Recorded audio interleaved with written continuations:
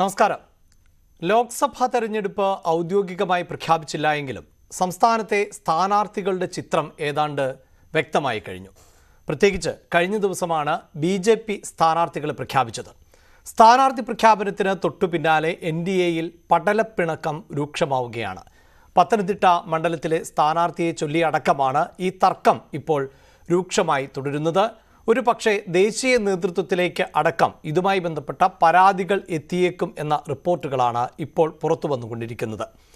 LDFിൻ്റെ സ്ഥാനാർത്ഥി പ്രഖ്യാപനം നേരത്തെ തന്നെ കഴിഞ്ഞതാണ്. ഒരു റൗണ്ട് പ്രചാരണം അവർ പൂർത്തിയാക്കുകയും ചെയ്തു. അപ്പോഴും UDFിൻ്റെ സ്ഥാനാർത്ഥികൾ, കോൺഗ്രസിൻ്റെ സ്ഥാനാർത്ഥികൾ ആര് എന്നത് സംബന്ധിച്ച ഔദ്യോഗികമായ പ്രഖ്യാപനം ഇനിയും വന്നിട്ടില്ല. നേതാക്കൾ ഡൽഹിയിലേക്ക് പുറപ്പെടുകയാണ്. സിറ്റിംഗ് എംപിമാരിൽ ചിലരൊക്കെ പ്രചാരണം ആരംഭിച്ചു കഴിഞ്ഞു. സിറ്റിംഗ് എംപിമാർ എല്ലാവരും മത്സരിക്കും എന്ന് പറയുമ്പോൾ പോലും 3 പുതുമുഖങ്ങൾ ഉണ്ടാകും എന്നും റിപ്പോർട്ടുകളുണ്ട്. അങ്ങനെയെങ്കിൽ അവർ ആരൊക്കെ, ഏതൊക്കെ മണ്ഡലത്തിൽ എന്നതാണ് വ്യക്തമാകേണ്ടത്. എന്തായാലും പഴയ സിനിമാ ഡയലോഗാണ് ഓർമ്മ വരുന്നത്. ലേറ്റായി വന്നാലും ലേറ്റസ്റ്റായി വന്നിടുവേൻ എന്നാണ്. വാർത്താരംഭം തുടങ്ങുകയാണ്. ആദ്യം പ്രധാന വാർത്തകൾ. സിദ്ധാർത്ഥിന്റെ മരണത്തിൽ മുഴുവൻ പ്രതികളും അകത്ത്. സംഭവ സ്ഥലത്തെത്തിച്ചുള്ള തെളിവെടുപ്പ് ഉടൻ. ആരോപണങ്ങളിൽ പ്രതിരോധം തീർക്കാൻ SFI ശ്രമം. സിദ്ധാർത്ഥിന്റെ വീട്ടിലെത്തി സുരേഷ് ഗോപി.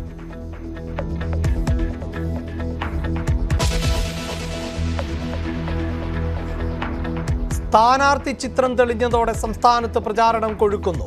1ാം റൗണ്ട് പൂർത്തിയാക്കി LDF. വോട്ട് തേടി BJP സ്ഥാനാർത്ഥികൾ.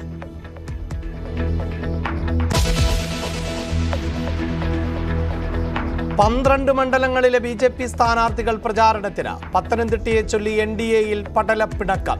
PC ജോർജിനെതിരെ പരാതിയുമായി തുഷാർ വെള്ളാപ്പള്ളി. പ്രതിഷേധം തണുപ്പിക്കാൻ നേതൃത്വം.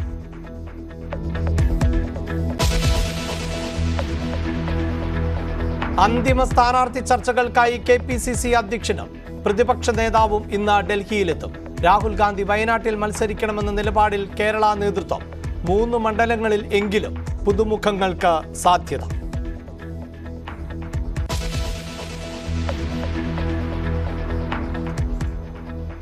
പ്രതിസന്ധി അവസാനിക്കാതെ ഹിമാചൽ കോൺഗ്രസ്.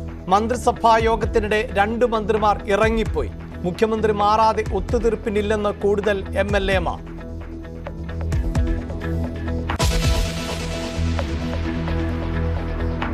കർഷകരുടെ ഡൽഹി ചലോ മാർച്ചിൽ ഇന്ന് നിർണായക ദിനം. തുടർ നടപടികളിൽ തീരുമാനം ഉണ്ടാകും. പഞ്ചാബ്, ഹരിയാന അതിർത്തികളിൽ തുടർന്ന് കർഷകർ.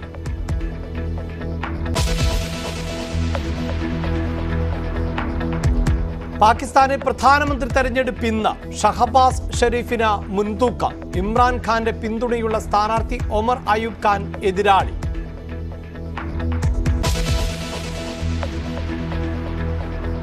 മുഖ്യമന്ത്രിയുടെ മുഖാമുഖം പരിപാടി തുടരുന്നു. റെസിഡൻസ് അസോസിയേഷൻ പ്രതിനിധികളുമായി സംവാദം. സമാപന സംവാദം ഇന്ന് കൊച്ചിയിൽ.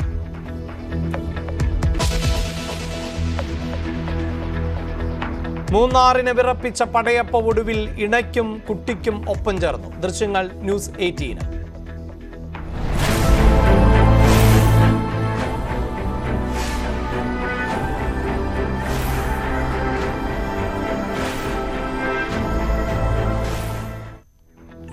ഡീൻ കുര്യാക്കോസിന്റെ നിരാഹാര സമരത്തിൽ രാഷ്ട്രീയ വിവാദം കനക്കുന്നു.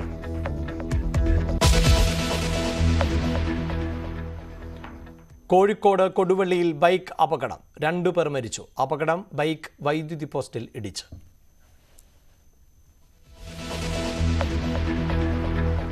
വാർത്താരംഭം തുടങ്ങുകയാണ്. ഇന്ന് ഞായറാഴ്ചയായതുകൊണ്ട് തന്നെ പൊതുവെ എല്ലാവരും അവധി ദിനത്തിന്റെ മൂഡിൽ ആണ്. പക്ഷെ വാർത്തകൾക്ക് ഒരു തരത്തിലുമുള്ള അവധിയുമില്ല. പ്രത്യേകിച്ച് ദേശീയ തലത്തിലും അന്താരാഷ്ട്ര തലത്തിലുമൊക്കെ ഇന്ന് ശ്രദ്ധേയമാകാൻ പോകുന്ന വാർത്തകൾ ഉണ്ട്. അതിൽ കർഷകരുടെ പ്രതിഷേധം. അവർ ഈ പ്രതിഷേധത്തിന്റെ സ്വഭാവം ഇപ്പോൾ തണുത്ത മട്ടിൽ ആണെങ്കിൽ പോലും ഭാവി പരിപാടികൾ ഇന്ന് ചർച്ച ചെയ്യും എന്നുള്ളതാണ്. അതോടൊപ്പം തന്നെ നമ്മുടെ അയൽരാജ്യമാണ്. നമ്മളോടൊപ്പം സ്വാതന്ത്ര്യം നേടിയ പാകിസ്ഥാനിൽ എപ്പോഴും രാഷ്ട്രീയ അനിശ്ചിതത്വമുണ്ട്. ഇപ്പോൾ ഒരു രാഷ്ട്രീയ പാർട്ടിയും അധികാരത്തിലേക്ക് അല്ലെങ്കിൽ കൃത്യമായ ഒരു ഭൂരിപക്ഷത്തിലേക്കില്ല എന്ന നിലപാട് സ്വീകരിക്കുമ്പോൾ പോലും അടുത്ത പ്രധാനമന്ത്രി ആര് എന്നത് ഇന്ന് അറിയാൻ സാധിക്കുന്നു. ഈ വാർത്തയുടെ വിശദാംശങ്ങളടക്കം വാർത്താരംഭം പ്രേക്ഷകരുമായി പങ്കുവയ്ക്കും. അതിനു മുമ്പ് നിലവിൽ കേരളത്തിൽ ഏറ്റവും കൂടുതൽ ചർച്ച ചെയ്തുകൊണ്ടിരിക്കുന്ന വാർത്തയിലേക്കാണ് ആദ്യം.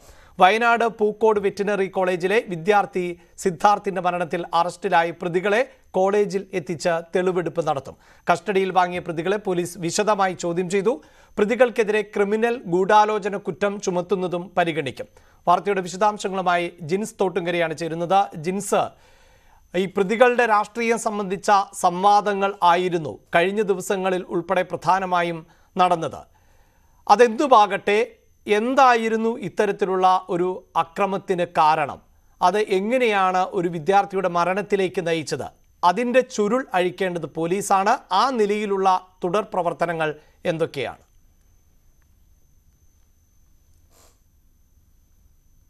ആദ്യഘട്ടം പൂർത്തിയായിരിക്കുകയാണ്. കേസിൽ പ്രതി ചേർക്കപ്പെട്ട 18 പേരെയും ഇന്നലെ പിടികൂടുകയുണ്ടായി. എന്തായാലും നിലവിൽ ആദ്യം പിടിയിലായ 6 പ്രതികളെ തിങ്കളാഴ്ച വരെ കോടതി പോലീസ് കസ്റ്റഡിയിൽ വിട്ടിട്ടുണ്ടായിരുന്നു. വിശദമായ ചോദ്യം ചെയ്യലിന് ശേഷം ഇവരെ ഈ കേസ് അന്വേഷണത്തിന്റെ ഉദ്യോഗസ്ഥൻ ആയിട്ടുള്ള കൽപ്പറ്റ ഡിവൈഎസ്പി കെ സജീവന്റെ ആവശ്യപ്രകാരമായിരുന്നു ഈ കോടതി നടപടി ഉണ്ടായിട്ടുള്ളത്. ചോദ്യം ചെയ്യലിന് ശേഷം ഈ പ്രതികളെ തെളിവെടുപ്പിന് എത്തിക്കും എന്നുള്ളതാണ് പറയുന്നത്. ഈ സിദ്ധാർത്ഥിനെ പീഡനത്തിന് ഇരയായിട്ടുള്ള പ്രധാനമായിട്ടുള്ള 4 സ്ഥലങ്ങളിലായിരിക്കും ഈ പ്രതികളെ തെളിവെടുപ്പ് നടത്തുക. ഈ ഹോസ്റ്റൽ മുറിയും അതുപോലെ തന്നെ മറ്റ് ഈ ക്യാമ്പസിനോട് ചേർന്നിട്ടുള്ള 2-3 പ്രദേശങ്ങളുണ്ട്. ഈ സ്ഥലങ്ങളിലെല്ലാം തന്നെ തെളിവെടുപ്പിന് ഈ പ്രതികളെ എത്തിക്കും എന്നുള്ളതാണ് പറയുന്നത്. നിലവിൽ ഈ പ്രതികൾക്കെതിരെ ആത്മഹത്യ പ്രേരിപ്പിക്കൽ, റാഗിംഗ് നിരോധന നിയമപ്രകാരമുള്ള കേസുകളാണ് ഈ പ്രതികൾക്കെതിരെ എടുത്തിരിക്കുന്നത്. അതേസമയം തന്നെ ക്രിമിനൽ ഗൂഢാലോചന അടക്കമുള്ള കേസുകളിലേക്ക് ഈ വകുപ്പുകൾ ചേർക്കും എന്നുള്ള കാര്യവും അറിയുന്നുണ്ട്. എന്തായാലും നിലവിൽ വയനാട് ജില്ലാ പോലീസ് മേധാവി ടി നാരായണന്റെ മേൽനോട്ടത്തിൽ പ്രത്യേക അന്വേഷണ സംഘത്തെ രൂപീകരിച്ചിട്ടുണ്ടായിരുന്നു. കൽപ്പറ്റ ഡിവൈഎസ്പി ടി എൻ സജീവനാണ് ഈ അന്വേഷണത്തിന്റെ ചുമതലയുള്ളത്. ഈ പ്രതികളിൽ നിന്നും കൃത്യമായി ഈ സിദ്ധാർത്ഥിന്റെ മരണവുമായി ബന്ധപ്പെട്ടുകൊണ്ട് എന്താണ് കൃത്യമായിട്ടുള്ള ഒരു സംഭവം എന്ന് അറിയേണ്ടതുണ്ട്. ഇക്കാര്യങ്ങളെല്ലാം പരിശോധിക്കും. അതേസമയം തന്നെ ഈ കേസിൽ ഇനിയും പ്രതികളുണ്ടോ എന്നുള്ള കാര്യവും പരിശോധിക്കും. അഭിലാഷ്, വാർത്തയുടെ വിശദാംശങ്ങളാണ് ജിൻസ് തോട്ടുങ്കര നൽകിയത്. എന്തായിരുന്നു ഈ മരണത്തിലേക്ക് നയിച്ചത് എന്നതിൻ്റെ ചുരുളഴിക്കാനാണ് ഇനി പോലീസിന്റെ ശ്രമം. അതേസമയം സുരേഷ് ഗോപി സിദ്ധാർത്ഥിന്റെ വീട്ടിലെത്തി, നെടുമങ്ങാട്ട് വീട്ടിൽ എത്തി മാതാപിതാക്കളെ കണ്ടു. BJP നേതാക്കളും ഒപ്പമുണ്ടായിരുന്നു.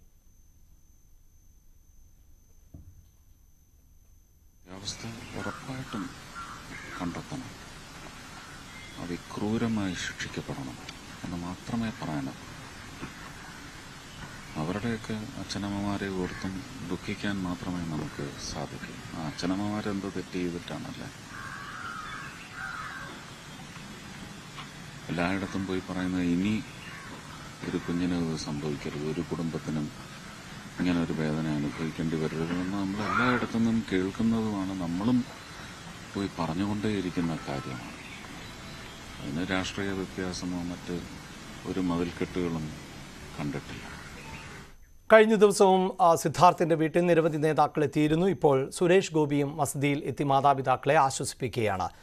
ഇനി തെരഞ്ഞെടുപ്പ് വാർത്തകളിലേക്ക് കടക്കുകയാണ്. പത്തനംതിട്ട സീറ്റിലെ സ്ഥാനാർത്ഥി നിർണയത്തെ ചൊല്ലി NDAയിൽ പടലപ്പിണക്കം. PC ജോർജിനെതിരെ BJP ദേശീയ അധ്യക്ഷനെ കണ്ട് പരാതി അറിയിക്കാനുള്ള നീക്കത്തിലാണ് തുഷാർ വെള്ളാപ്പള്ളി. ലോക്സഭാ തെരഞ്ഞെടുപ്പിൽ തനിക്ക് സീറ്റ് നൽകാതിരിക്കാൻ ഇടപെട്ടത് വെള്ളാപ്പള്ളി നടേശനാണ് എന്ന് PC ജോർജ് ആരോപിച്ചിരുന്നു. വാർത്തയുടെ വിശദാംശങ്ങളുമായി VV വിനോദ് ചേരുന്നു. വിനോദ്, ഏറെ വൈകിയാണ്, പ്രതീക്ഷിച്ചതിലും വൈകിയാണ് സ്ഥാനാർത്ഥി പട്ടിക പുറത്തു വന്നത്. പക്ഷേ അതിന് പിന്നാലെയും ഇപ്പോൾ പ്രതിഷേധങ്ങൾ എന്നാണ് അറിയാൻ സാധിക്കുന്നത്.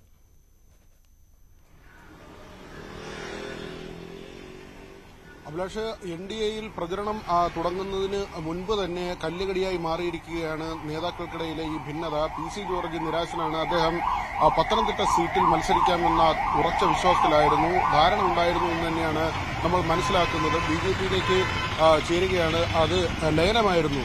അദ്ദേഹത്തിന്റെ പാർട്ടി ലയിക്കുകയായിരുന്നു. ആദ്യം PC ജോർജ് BJPയിൽ ചേരുന്നു, പിന്നാലെ പാർട്ടി ലയിക്കുന്നു. PC ജോർജോ ഷോൺ ജോർജോ പത്തനംതിട്ടയിൽ സ്ഥാനാർത്ഥിയാകും, ആ തരത്തിലുള്ളൊരു പ്രതീക്ഷ അവർക്കും ഉണ്ടായിരുന്നു. പക്ഷേ BDJSന്റെ എതിർപ്പ്, പ്രത്യേകിച്ച് വെള്ളാപ്പള്ളി നടേശൻ ഈ ഒരു എതിർപ്പ് സ്വീകരിച്ചത്, സമുദായത്തെ നിരന്തരം ആക്ഷേപിക്കുന്ന ഒരാൾ ഇങ്ങനെ സ്ഥാനാർത്ഥിയാകുന്നതിലെ എതിർപ്പ്, ആ ഒരു എതിർപ്പ് തന്നെയാണ് PC ജോർജിന്റെ സ്ഥാനം നഷ്ടമാക്കിയതെന്ന് കരുതേണ്ടിയിരിക്കുന്നു. മാത്രവുമല്ല, അനിൽ ആന്റണി അവിടെ സ്ഥാനാർത്ഥിയായി വരുന്നു. വളരെ സർപ്രൈസിംഗ് ആയിട്ടുള്ളൊരു സ്ഥാനാർത്ഥി എന്ന നിലയ്ക്ക് തന്നെയാണ്. കാരണം ശ്രീധരൻ പിള്ളയോ കുമ്മനം രാജശേഖരനോ പത്തനംതിട്ടയിൽ മത്സരിച്ചേക്കുമെന്ന ചില അഭ്യൂഹങ്ങളും ചർച്ചകളും ഉണ്ടായിരുന്നു. നേരത്തെ വലിയ തോതിൽ വോട്ട് സമാഹരിക്കാൻ കഴിഞ്ഞ മണ്ഡലമാണ്. അതുകൊണ്ട് തന്നെ പ്രധാനപ്പെട്ട നേതാക്കൾ മാത്രവുമല്ല PC ജോർജിനെ സംബന്ധിച്ച് അങ്ങനെ ഒരു BJP-യിൽ നിന്ന് മുതിർന്ന നേതാക്കൾ മത്സരിക്കാനെത്തിയാൽ വലിയ എതിർപ്പ് ഉണ്ടാകുകയും ചെയ്യുമായിരുന്നില്ല. പക്ഷേ അനിൽ ആന്റണിക്ക് അവസരം കിട്ടുകയും PC ജോർജിനെ പോലെ വളരെ സീനിയറായ, മാത്രവുമല്ല അദ്ദേഹം പാർട്ടിയിലേക്ക് വരുമ്പോൾ വലിയ പ്രതീക്ഷ വെച്ച് പുലർത്തിയിരുന്നു.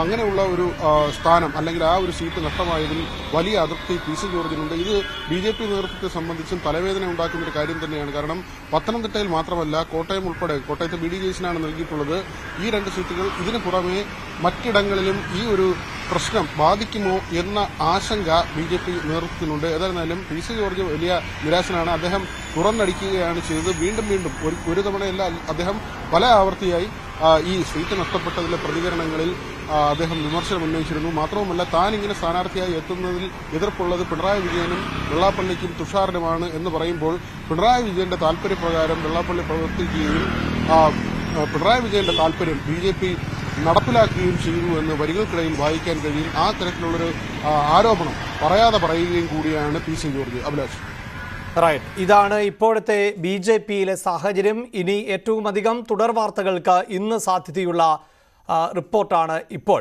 VV വിനോദ് നൽകിയത്. അതേസമയം BJP സ്ഥാനാർത്ഥികൾ കൂടി എത്തിയതോടെ കോഴിക്കോട് വടകര മണ്ഡലങ്ങളിലെ മത്സരചിത്രം തെളിഞ്ഞു. രണ്ടിടത്തും ഇടത് സ്ഥാനാർത്ഥികൾ ആദ്യഘട്ട പ്രചാരണത്തിന്റെ അവസാന ലാപ്പിലാണ്. ജനഹൃദയ യാത്രയിലൂടെ സിറ്റിംഗ് MP MK രാഘവനും വോട്ടർമാരെ നേരിൽ കണ്ട് മുന്നോട്ടു പോവുകയാണ്. വാർത്തയുടെ വിശദാംശങ്ങളുമായി MS അനീഷ് കുമാറാണ് ചേരുന്നത്. അനീഷ്, മലബാറിലെ തെരഞ്ഞെടുപ്പ് ചിത്രം ഏതാണ്ട് വ്യക്തമായിരിക്കുകയാണ്. ഒരുപക്ഷെ കോൺഗ്രസിന്റെ സ്ഥാനാർത്ഥി പട്ടിക ഔദ്യോഗികമായി വരേണ്ടതുണ്ട് എങ്കിൽ പോലും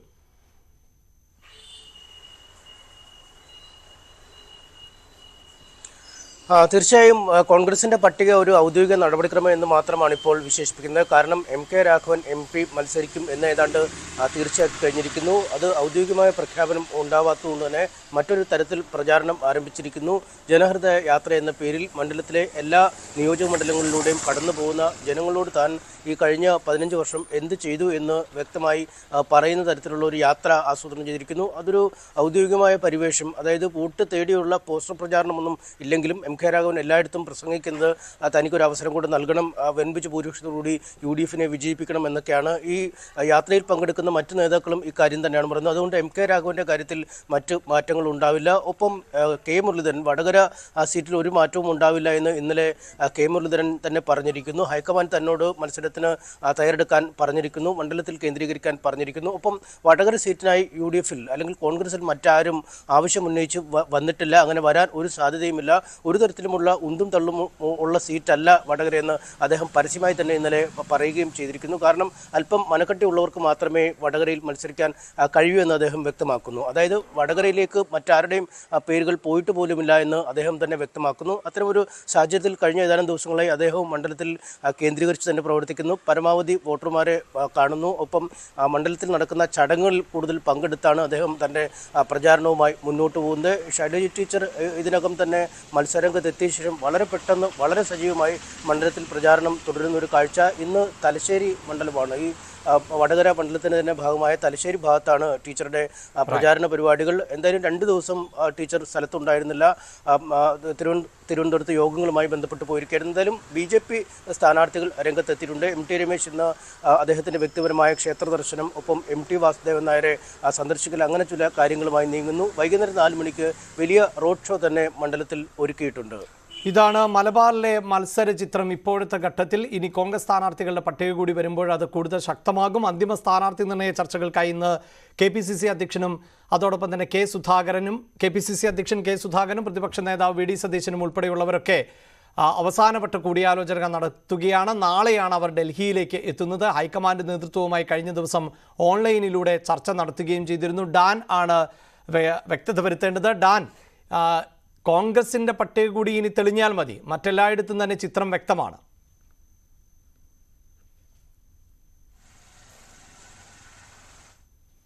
തീരുമാനമുണ്ടാകും. കഴിഞ്ഞ ദിവസം സമരാഗ്നി യാത്രയോടനുബന്ധിച്ച് സച്ചിൻ പൈലറ്റ് ഉൾപ്പെടെയുള്ള ദേശീയ നേതാക്കൾ ഇവിടെ എത്തിയിരുന്നു.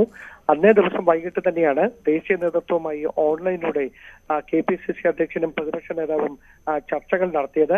ഞാൻ നേരത്തെ നമ്മൾ റിപ്പോർട്ട് ചെയ്യുന്നത് പോലെ വയനാട് അടക്കം 3 സീറ്റുകളുടെ കാര്യത്തിലാണ് ഇപ്പോഴും ചർച്ചകൾ തുടർന്നുകൊണ്ടിരിക്കുന്നത്. പക്ഷേ കേരള നേതൃത്വം രാഹുൽ ഗാന്ധി മത്സരിക്കണമെന്ന നിലപാടിൽ ഉറച്ചു നിൽക്കുകയാണ്. അങ്ങനെയാണെങ്കിൽ ഒരുപക്ഷെ കേരള നേതൃത്വത്തിന്റെ ആ നിലപാടിനോട് രാഹുൽ ഗാന്ധി സമ്മതം മൂളാൻ തന്നെയാണ് സാധ്യതയെന്നാണ് ഏറ്റവും ഒടുവിൽ ലഭ്യമാകുന്ന സൂചനകൾ. എന്തായാലും വരുന്ന ബുധനാഴ്ചക്കകത്ത് സ്ഥാനാർത്ഥി പ്രഖ്യാപനം നടത്താനുള്ള നീക്കമാണ് കോൺഗ്രസ് നേതൃത്വത്തിന്റെ ഭാഗത്ത് നിന്ന് ഇപ്പോൾ ഉണ്ടായിക്കൊണ്ടിരിക്കുന്നത്. അഭിലാഷ്, എന്തായാലും ഡാൻ നൽകുന്ന റിപ്പോർട്ട് അനുസരിച്ച് ഇന്ന് കോൺഗ്രസ് സ്ഥാനാർത്ഥി പട്ടികയിൽ ഏതെങ്കിലും തരത്തിലുള്ള മാറ്റങ്ങളോ വ്യക്തതയോ കൈവരാൻ സാധ്യതയില്ല. അങ്ങനെ ഒരു വാർത്തയും ഇന്ന് റിപ്പോർട്ട് ചെയ്യപ്പെടില്ല. അത് ബുധനാഴ്ച വരെ നമുക്ക് കാത്തിരിക്കണം എന്ന് ഡാൻ പറയുന്നു.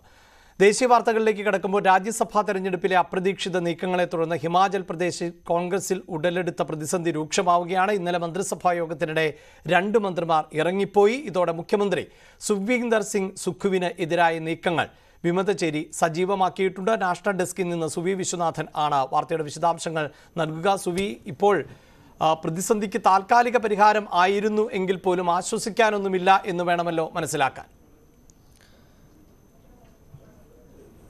അഭിലാഷ്, ഹിമാചലിലെ കോൺഗ്രസിൽ രൂപപ്പെട്ട പ്രതിസന്ധിക്ക് താൽക്കാലികമായ ഒരു പരിഹാരം ഉണ്ടായിരുന്നു, പ്രത്യേകിച്ചും AICC നിരീക്ഷകർ അവിടെ എത്തിയ ഒരു സാഹചര്യത്തിൽ. എന്നാൽ അതിന് ഒട്ടും മാറ്റമില്ല എന്നാണ് അവിടെ നിന്ന് വരുന്ന വാർത്തകളിൽ നിന്ന് നമുക്ക് മനസ്സിലാക്കാൻ സാധിക്കുന്നത്. നിലവിൽ ഇപ്പോഴും പ്രതിസന്ധി തുടരുകയാണ്. ഇന്നലെ മന്ത്രിസഭാ യോഗം ചേരുമ്പോൾ അതിൽ നിന്ന് 2 മന്ത്രിമാർ ഈ യോഗത്തിൽ നിന്ന് ഇറങ്ങിപ്പോയ ഒരു സാഹചര്യം ഉണ്ടായിരുന്നു. സുഖ്വിന്ദർ സിംഗുവിനെതിരായ നീക്കങ്ങൾ വിമതചേരി ശക്തമാക്കുന്നതിന്റെ ലക്ഷണമാണ് ഇത് എന്നാണ് മനസ്സിലാക്കാൻ സാധിക്കുന്നത്.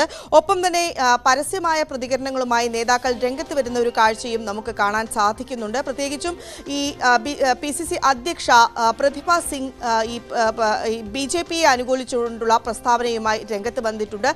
ഹിമാചലിലെ കോൺഗ്രസ് സർക്കാരിനേക്കാൾ ഭേദം BJP സർക്കാരാണ്, കേന്ദ്രത്തിലെ BJP സർക്കാരാണ് എന്ന പ്രസ്താവനയാണ് അവർ പറയുന്നത്. ഏതായാലും വിമത പക്ഷം പറയുന്നത് മുഖ്യമന്ത്രി സുഖ്വീന്ദർ സിംഗിനെ മാറ്റാതെ ഒരു നീക്കത്തിലേക്കും ഇല്ല എന്ന കാര്യത്തിൽ ഉറച്ചു നിൽക്കുകയാണ് ഈ വിഭാഗം. ഒപ്പം തന്നെ ഈ പരസ്യമായ പ്രതികരണങ്ങൾ വർദ്ധിച്ചു വരുന്ന ഒരു സാഹചര്യമാണുള്ളത്. ഒപ്പം ഈ 6 MLA-മാരെ അയോഗ്യരാക്കിയ നടപടിയിൽ നിയമ നടപടിക്കും ഈ വിമത പക്ഷം നീക്കം നടത്തുന്നുണ്ട് എന്നാണ് നമുക്ക് മനസ്സിലാക്കാൻ സാധിക്കുന്നത്. മറ്റൊരു വാർത്ത ദേശീയ തലത്തിൽ ഏറ്റവും ശ്രദ്ധേയമാകാൻ പോകുന്നത് ഈ മഹാഗഡ്ബന്ധന്റെ നേതൃത്വത്തിൽ ഉള്ള റാലി നടക്കാൻ പോകുന്നു എന്നുള്ളതാണല്ലോ സുബി. അത് കേന്ദ്ര സർക്കാരിനെതിരായ ഒരു ശക്തി പ്രകടനമായി മാറിയേക്കുമെന്ന് പൊതുവെ വിലയിരുത്തപ്പെടുന്നു. ആരൊക്കെ പങ്കെടുക്കുമെന്നതിൽ ഉൾപ്പെടെ വ്യക്തതയുണ്ടോ? അഭിലാഷ്, കേന്ദ്ര സർക്കാരിനും BJPക്കും എതിരായ നീക്കങ്ങൾ ശക്തിപ്പെടുത്തുകയാണ് ഇപ്പോൾ പ്രതിപക്ഷം ഉള്ളത്. മഹാഗഡ്ബന്ധൻ റാലി ഇന്ന് നടക്കുകയാണ്. ഇതിനെ വിലയിരുത്തുന്നത് ഇന്ത്യ മുന്നണിയുടെ റാലി എന്ന തരത്തിൽ തന്നെയാണ്. രാഹുൽ ഗാന്ധി, അതുപോലെ തന്നെ മല്ലികാർജുൻ ഖാർഗെ, ഒപ്പം ഇടതു നേതാക്കളെല്ലാം തന്നെ ഈ യോഗത്തിൽ ഈ റാലിയിൽ പങ്കെടുക്കും എന്നാണ് നമുക്ക് മനസ്സിലാക്കാൻ സാധിക്കുന്നത്. ബീഹാറിലെ പാറ്റ്നയിലാണ് ഈ റാലി സംഘടിപ്പിച്ചിരിക്കുന്നത്. പ്രത്യേകിച്ചും നിതീഷ് കുമാർ പോയ ഒരു സാഹചര്യത്തിലാണ് പാറ്റ്നയിൽ ഇത്തരത്തിൽ ഒരു റാലി സംഘടിപ്പിക്കുന്നത് എന്നാണ് മനസ്സിലാക്കാൻ സാധിക്കുന്നത്. ഇതൊരു ശക്തി പ്രകടനം എന്ന രീതിയിൽ തന്നെയാണ് ഈ റാലി നടത്തുന്നത്. റാലിയിൽ ലാലു പ്രസാദ് യാദവ്, അതുപോലെ തന്നെ തേജസ്വി യാദവ് ഉൾപ്പെടെയുള്ളവർ പങ്കെടുക്കും എന്നാണ് മനസ്സിലാക്കാൻ സാധിക്കുന്നത്. 10,000-ഓളം പേരെ ഈ റാലിയിൽ അണിനിരത്താനുള്ള ഒരു ശ്രമമാണ് നടക്കുന്നത്. ഏതായാലും ഇന്ത്യ മുന്നണിയുടെ ഒരു ശക്തി പ്രകടനം തന്നെയായിരിക്കും ഇന്ന് നടക്കുന്ന റാലി. ദേശീയ തലത്തിലെ 2 പ്രധാനപ്പെട്ട നീക്കങ്ങളാണ്. അതോടൊപ്പം തന്നെ ഇപ്പോൾ സമരം നടന്നുകൊണ്ടിരിക്കുകയാണ്. പ്രത്യേകിച്ച് കർഷകരുടെ പ്രതിഷേധം, അതിൽ ഇന്ന് നിർണായകമായ ദിനമാണ്. കാരണം ഈ പ്രതിഷേധത്തിൻ്റെ ഭാവി എന്ത് എന്ന് സംബന്ധിച്ച തീരുമാനങ്ങൾ ഇന്നായിരിക്കും കർഷകർ സ്വീകരിക്കാൻ പോകുന്നത്. ഇപ്പോൾ ഹരിയാന പഞ്ചാബ് അതിർത്തിയിൽ കർഷക കൂട്ടായ്മ തുടരുകയും ചെയ്യുന്ന പശ്ചാത്തലമാണ് ഉള്ളത്. പാക് പ്രധാനമന്ത്രി ആരെ എന്ന് അറിയാൻ സാധിക്കുമോ എന്നുള്ളതാണ് അന്താരാഷ്ട്ര തലത്തിൽ ഇന്റർനാഷണൽ ഡെസ്കിൽ നിന്ന് നൽകേണ്ട റിപ്പോർട്ട്. അതിലേക്ക് വരാം ഇടവേളയ്ക്ക് ശേഷം.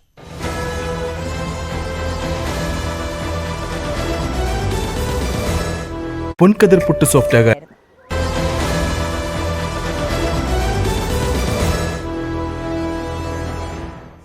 ഇടവേളയ്ക്ക് മുമ്പ് നമ്മൾ സൂചിപ്പിച്ചു, നമ്മുടെ അയൽ രാജ്യമായ പാകിസ്ഥാനിലെ പ്രധാനമന്ത്രി ആര് എന്ന് ഇന്ന് അറിയാൻ സാധിച്ചേക്കും എന്നുള്ളത്. ഇന്റർനാഷണൽ ഡെസ്കിൽ നിന്നും സുവി വിശ്വനാഥ് ആണ് ചേരുന്നത്. സുവി, പാകിസ്ഥാനിൽ നമുക്കറിയാം തെരഞ്ഞെടുപ്പിൻ്റെ ഘട്ടത്തിലടക്കം ഏറെ കലാപകലുഷിതമായ സാഹചര്യം ഉണ്ടായിരുന്നു.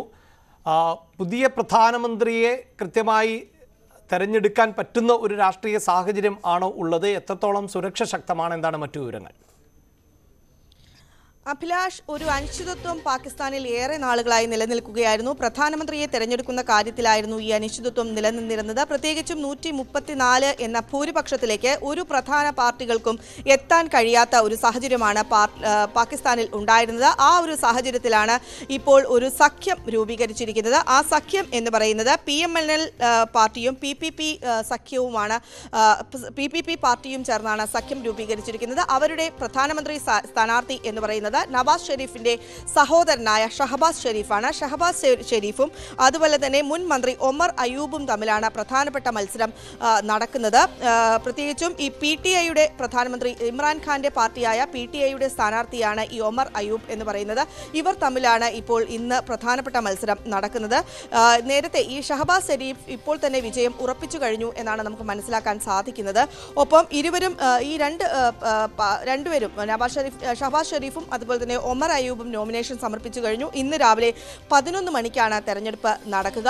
ഒപ്പം ഇത് തിങ്കളാഴ്ച ഇതുമായി ബന്ധപ്പെട്ട് ഈ തെരഞ്ഞെടുക്കപ്പെട്ടവരുടെ സത്യപ്രതിജ്ഞയും ഉണ്ടാകും എന്നാണ് മനസ്സിലാക്കാൻ സാധിക്കുന്നത്. ഒരു കക്ഷികൾക്കും ഭൂരിപക്ഷം ഇല്ലാത്ത ഒരു സാഹചര്യത്തിലാണ് ഈ സഖ്യം രൂപീകരിക്കുകയും അങ്ങനെ ഒരു പ്രധാനമന്ത്രി സ്ഥാനാർത്ഥിയെ തെരഞ്ഞെടുക്കുന്ന സാഹചര്യത്തിലേക്ക് പോവുകയും ചെയ്തിരിക്കുന്നത്. 2022 ഏപ്രിലിൽ അവിശ്വാസ വോട്ടെടുപ്പിലൂടെയാണ് ഇമ്രാൻഖാനെ പുറത്താക്കിയത്. അതോടുകൂടിയാണ് ഷഹബാസ് ഷെരീഫ് പ്രധാനമന്ത്രിയായി വരുന്നത്. ആ ഷഹബാസ് ഷെരീഫിന് തന്നെ ഇനിയും ഒരു അവസരം കൈവരും എന്നാണ് നമുക്ക് മനസ്സിലാക്കാൻ സാധിക്കുന്നത്. തീർച്ചയായും ഇന്ത്യയോടൊപ്പം സ്വതന്ത്രമായ രാജ്യമാണ് ഇന്ത്യ. ലോകത്തിലെ തന്നെ വൻ ശക്തിയായി മാറുമ്പോൾ പാകിസ്ഥാനെ സംബന്ധിച്ചിടത്തോളം സാഹചര്യം വ്യത്യസ്തമാണ്. വലിയ പ്രതിസന്ധിയും അതോടൊപ്പം തന്നെ അരക്ഷിതാവസ്ഥയുമാണ്. ആ രാജ്യം സുസ്ഥിരമാകേണ്ടത്, കൃത്യമായൊരു ഭരണ സംവിധാനം ഉണ്ടാകേണ്ടത് നമുക്ക് കൂടി ഏറ്റവും അനിവാര്യമാണ്. മുഖ്യമന്ത്രിയുടെ മുഖാമുഖം പരിപാടി നേരത്തെ തന്നെ ആരംഭിച്ചതാണ്. പ്രധാനമന്ത്രി ഇത്തരത്തിൽ ഈ മുഖാമുഖം പരിപാടിയൊക്കെയായി നടത്താറുണ്ട്. അത് വലിയ ജനകീയ പിന്തുണ ലഭിക്കുന്നു എന്ന് പൊതുവെ വിലയിരുത്തപ്പെടുന്നുണ്ട്. അതിനിടയിലാണ് മുഖ്യമന്ത്രി ഇതിനോടകം തന്നെ വിവിധ വിഭാഗങ്ങളിൽപ്പെട്ട ആളുകളുമായി മുഖാമുഖം പരിപാടിയിൽ പങ്കെടുത്ത് കഴിഞ്ഞതാണ്. ഇന്ന് ഈ മുഖാമുഖം പരിപാടി നടക്കുന്നത് കൊച്ചിയിലാണ്. റെസിഡൻഷ്യൽ അസോസിയേഷനിലെ ആളുകളുമായാണ് സംവാദം. ഡാനി പോളാണ് ചേരുന്നത്. ഡാനി, ഇന്ന് കൊച്ചിയിൽ ഈ സംവാദ പരിപാടി സമാപിക്കുകയുമാണല്ലോ. പരിപാടി ആരംഭിച്ചോ? എന്താണ് വിവരങ്ങൾ?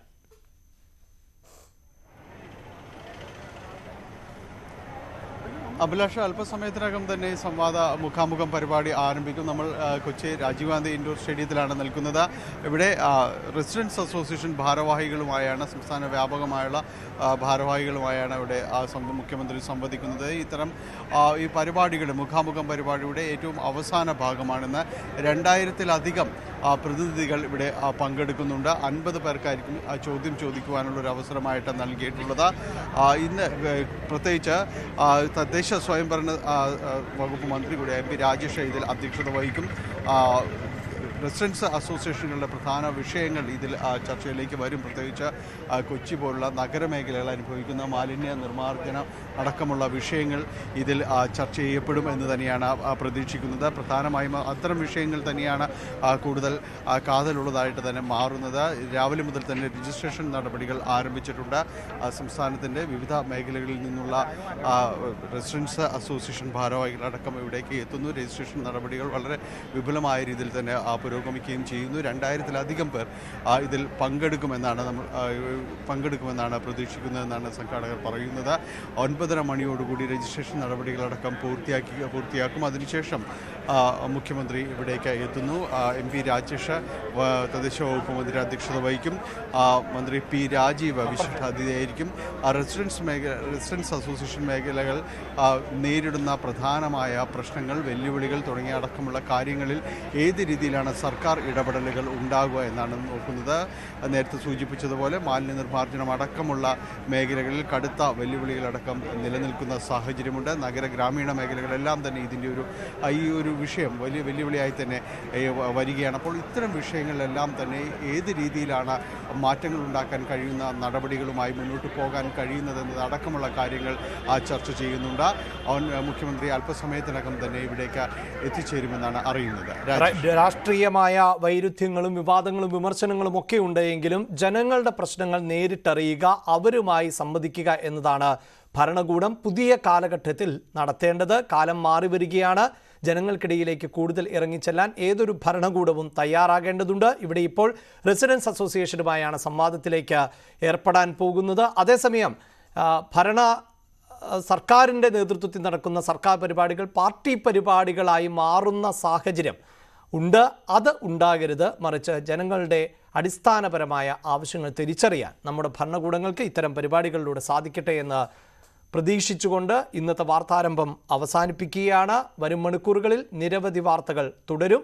ന്യൂസ് 18 നമസ്കാരം.